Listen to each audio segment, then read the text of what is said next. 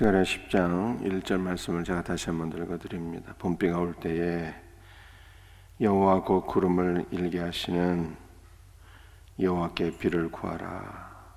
무리에게 소낙비를 내려서 바다의 채소를 각 사람에게 주시리라. 아멘.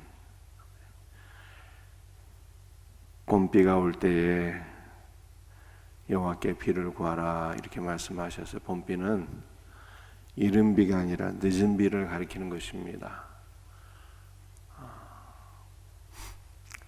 팔레스타인에서 이른 비는 10월달, 11월달에 내리는 비를 이른 비라고 그래요. 이때 내리는 비는 땅을 적시게 되고 그러므로 땅을 농부들이 경작해서 씨를 뿌리게 되는 것입니다. 12월달, 1월달에 내리는 비는요, 장대비이죠. 이때 내리는 비를 통해서 곡식이 자라나게 되는 것입니다. 그리고 늦은 비는 2월달, 3월달에 내리는 비가 늦은 비인데, 이 늦은 비로 인해서 곡식에 나달이 연글게 돼요. 그러면 이제 4월, 5월 달부터는 보리부터 시작해서 추수가 이루어지게 되는 것입니다. 그래서 봄비는 우리가 흔히 생각할 때 이른 비로 생각할 수 있는데 늦은 비다. 여러분들이 이렇게 이해를 하시기를 바랍니다. 봄비가 올 때 여호와께 비를 구하라 라고 말씀하고 있어요. 여러분들 이 팔레스타인 땅에는 이른 비, 장대비, 늦은 비가 내리는 계절이 있을지라도 비가 참 안 오는 땅이죠. 강수량이 우리나라의 반도 안 돼요. 참 비가 적게 내리는 곳입니다. 때문에 비가 내리는 계절일지라도 하나님의 은혜를 사모하며 여호와께 비를 구하라 이렇게 말씀을 하고 있는 것입니다. 여러분들이 성경에서 이 비라는 것은 하늘에서 내려주시는 단비잖아요. 그러니까 은혜를 상징하는 거예요. 하나님 앞에 은혜의 단비를 구하라 라고 말씀하고 있어요. 구할 때 하나님께서 구하는 자에게 주실 것을 믿으시길 바랍니다. 그러면 여호와께서 소낙비를 주신다고 그랬어요. 비를 주시는데 큰 비를 주신다는 거예요. 우리 하나님 우리에게 구하는 것 이상으로 넘치는 은혜와 복을 주시는 분입니다. 그래서 이른 비를 구할 때 하나님께서 소낙비를 주시고 그러면 밭에 채소가 자라나서 각 사람에게 또는 동물들에게조차 양식이 되리라 이렇게 성경이 말씀하고 있는 것입니다. 그런데 밭의 채소만 사람에게 양식이 되는 것일까요? 이미 말씀드린 대로 늦은 비를 통해서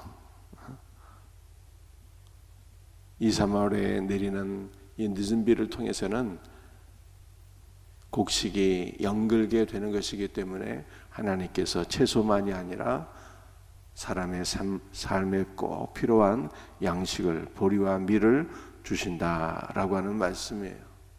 여러분들이 이 성경에서 양식이라고 하는 것은 날마다 우리가 먹고 사는 일용할 양식을 가리키기도 하지만 이것은 본질적으로 그래서 풍성한 생명을 가리키는 것입니다. 영의 양식 그리스도의 말씀을 가리키는 거예요.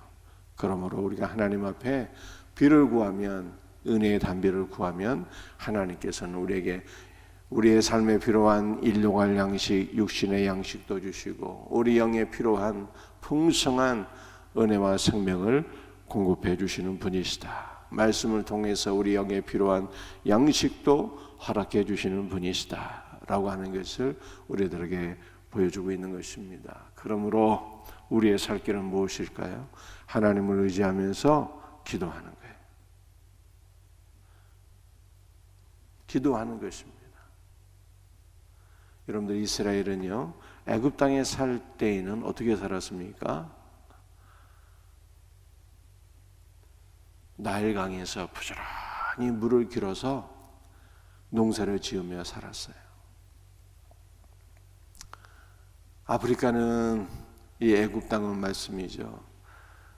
아프리카 대륙 전체를 관통하는 나일강이 있어서 그것으로서 풍요한 삶을 누리게 되었는데, 그러나 문제는 아프리카는 이 나일강이 없으면 안 되는 거예요. 그래서 나일강에 부지런히 풍차를 돌리든지 아니면 물지개를 가지고 물을 떠오든지 자기가 나일강에 가서 부지런히 물을 길어서 자기 채소밭에 되지 않으면은요 농사를 지을 수가 없는 거예요.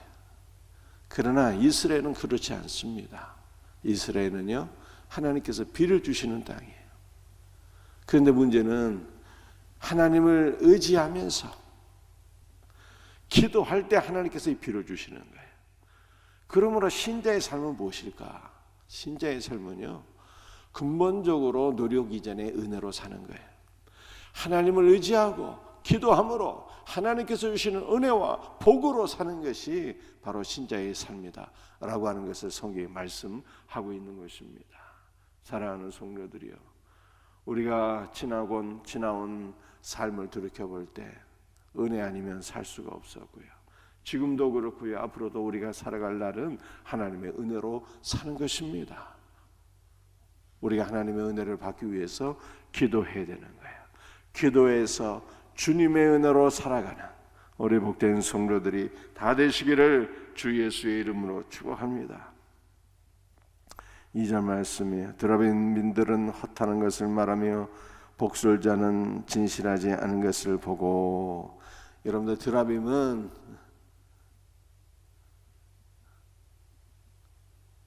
야곱이 처가집 라반의 장막을 떠날 때 야곱의 부인 라헬이 아버지가 섬기는 우상 드라빔을 몰래 훔쳐가지고 도망가지 않았습니까? 나중에는 그것이 이제 발각이 되었죠. 발각이 될 뻔했습니다. 라반이 뒤쫓아와서 너희가 나를 따라가는 것은 좋은 일인데 왜 나의 우상을 도적질하여 했느냐 하면서 다 수색을 하잖아요.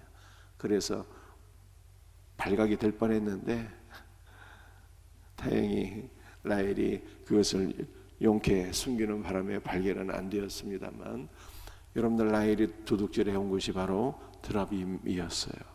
여러분들 드라빔은 이 당시 유대인들이 가정에 모시고 숭배하던 그 우상을 가리키는 거예요. 우상을. 여러분들 이 드라빔에서 테라피라고 하는 단어가 나와. 테라피는 치료라는 뜻이거든요. 그냥 가정에 모시고 의지하고 병들었을 때 고침받고 막 이렇게 하는 이게 가족 신인 거예요. 그런데 드라빔은 헛하는 것을 말한대요. 헛한이라고 하는 것은 거짓을 가리키는 거예요. 여러분들 복술자들도 진실하지 않은 것, 거짓을 보고 거짓을 말한다고 그러잖아요. 우상은 거짓을 말하는 거예요. 그런데 이 헛한이라고 하는 단어에는 거짓이라는 뜻도 있지만 고통이라는 뜻이 있어요. 여러분들 우상은 거짓을 말하고 고통을 우리에게 안겨주는 존재예요. 그래서 2절 하반절에 보게 되면 백성들이 양같이 유리하며 목자가 없으므로 공고를 당한다 이렇게 말씀하고 있습니다. 우상의 결과, 우상 숭배의 결과는요 거짓과 고난인 거예요. 고통인 것입니다. 그러니까 1절과 2절이 서로 상반되는 거죠. 우리가 1절에서 살아계신 하나님께 은혜의 담비를 구하면 우리는 영육간의 양식으로 배부르며 풍성하고 복된 삶을 살게 되는데, 우상을 의지하게 되면 거짓과 고통에 빠지게 된다라고 하는 것을 성경이 말씀하고 있는 것입니다.